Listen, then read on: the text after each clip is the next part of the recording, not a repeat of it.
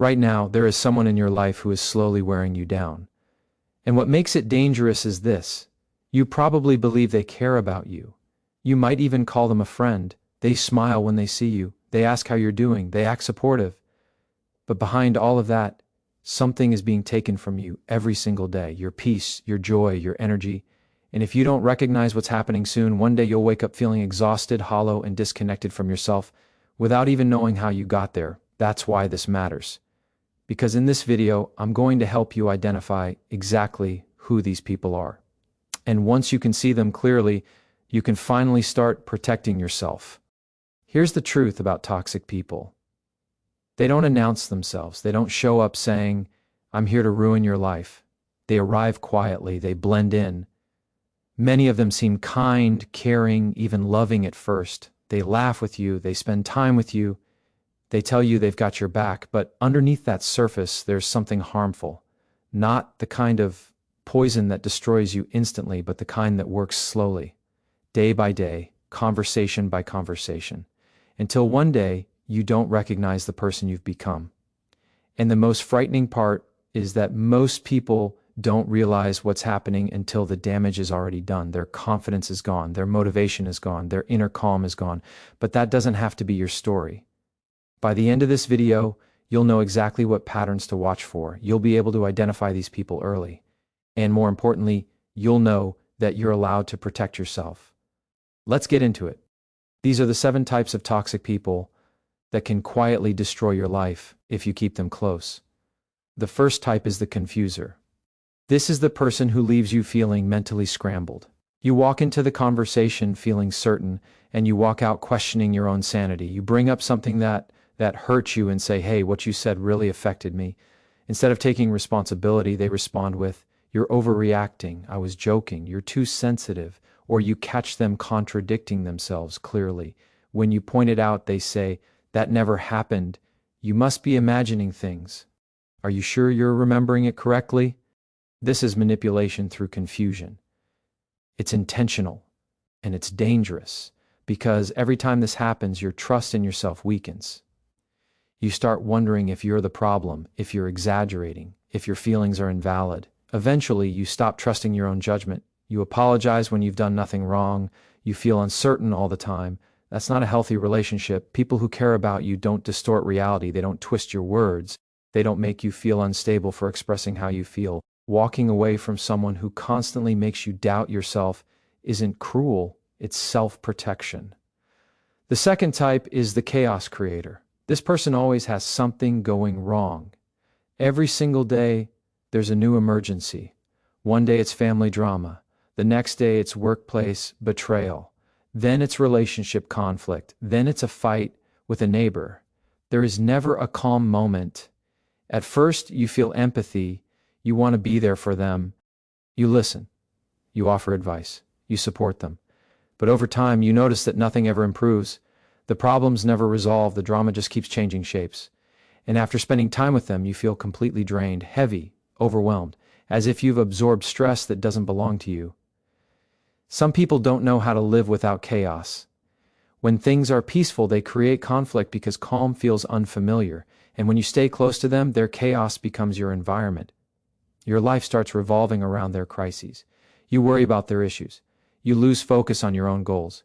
You carry emotional weight that was never yours to begin with. But your life is not meant to be constant turmoil. You are allowed to choose peace.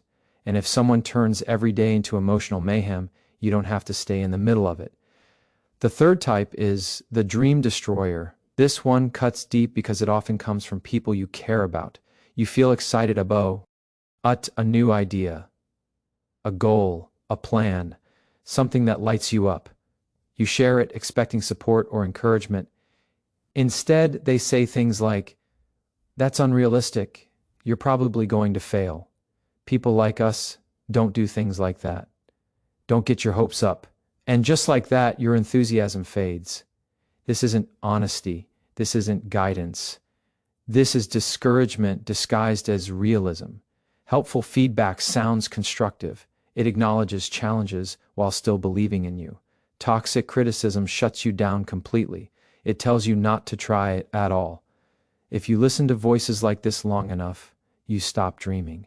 You shrink your goals. You settle for less than what you're capable of. And often, the people who tell you that you can't succeed are projecting their own fears. Your growth reminds them of what they never had the courage to attempt. Their fear is not your limitation. Protect your dreams. The fourth type is the double-faced companion. They appear supportive. E. They say the right things. They make you feel safe enough to open up. You trust them. You share personal details, vulnerabilities, things you wouldn't tell just anyone.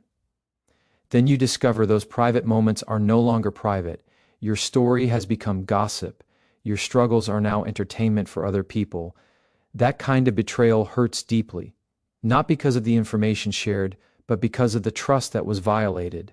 Fake friends know how to play their role well. They gain access by pretending to care. But behind closed doors, they speak differently. They reveal what you trusted them with. Sometimes they even hope you fail so they can feel superior. True friendship shows itself through consistency, through loyalty, through respect for your boundaries. If someone smiles at you but undermines you behind your back, they are not a friend. They are a liability. The fifth type is the energy drainer. You feel it every time. After interacting with them, you're exhausted. In a way that sleep doesn't fix. They unload all their frustrations onto you. Their life is always unbearable. Everything is negative. Nothing ever improves. You listen. You support. You try to help. But nothing changes. That's because they're not looking for solutions. They're looking for a place to deposit their emotional weight. And that place is you. Over time, their stress becomes yours. Their negativity clouds your mood. Their problems start affecting your mental health. You are not obligated to sacrifice your well-being to carry someone else's misery. Setting boundaries isn't abandonment, it's survival. The sixth type is the self-centered one. Every conversation revolves around them. You start sharing something about your life, and they immediately redirect it. You need support, they're suddenly unavailable. They need support, and they expect immediate attention. There is no balance, no mutual care, only taking. Being around someone like this slowly erases you. You feel unseen, unimportant. Like your existence only matters when it serves them. Healthy relationships are reciprocal. If someone never makes space for you, it's not a connection, it's exploitation. The seventh type is the broken promise person. They speak beautifully. They assure you. They say they'll help, show up, follow through. You believe them. You plan around them. And then they don't deliver. Again and again and again. Excuses replace action. And while you're waiting, your life stalls. People who respect you don't rely on promises. They rely on consistency. If someone repeatedly wastes your time, they are wasting your life. So if your life feels heavier than it should, take a close look at who's around you. Sometimes the weight isn't coming from circumstances, it's coming from people. And walking away from toxic individuals isn't selfish, it's courageous, it's self-respect, it's choosing peace over pain. Your well-being matters, protect it. Because identifying toxic people, E is only the first step. The harder part, the part most people avoid, is what comes next. What do you actually do once you realize someone in your life is harming you? How do you protect yourself without feeling guilty? How do you walk away without destroying your peace in the process? This is where most people get stuck. They see the problem, but they stay anyway, not because they don't understand the damage, but because they're afraid of being alone, afraid of confrontation, afraid of being seen as selfish or cruel. And toxic people rely on that fear. They survive because good people hesitate. So in this video, we're going to talk about the quiet traps that keep toxic people in your life and the exact mindset shifts that set you free. The first trap is guilt.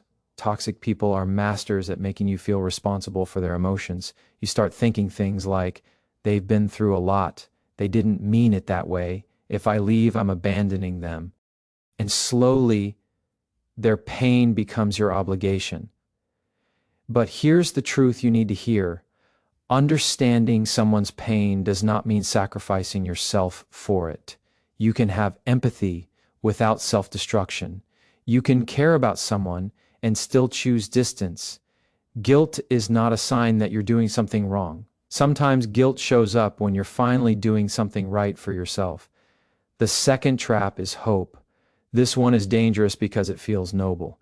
You tell yourself they'll change. They're not always like this. If I just explain it better, they'll understand. and you keep giving chances again and again, but hope without evidence is just delay. People show you who they are through patterns, not apologies. Real change is visible. It's consistent. It doesn't need to be begged for. If someone keeps hurting you and promising to do better but nothing ever improves, that's not growth. That's a cycle. Hope should be based on actions, not potential.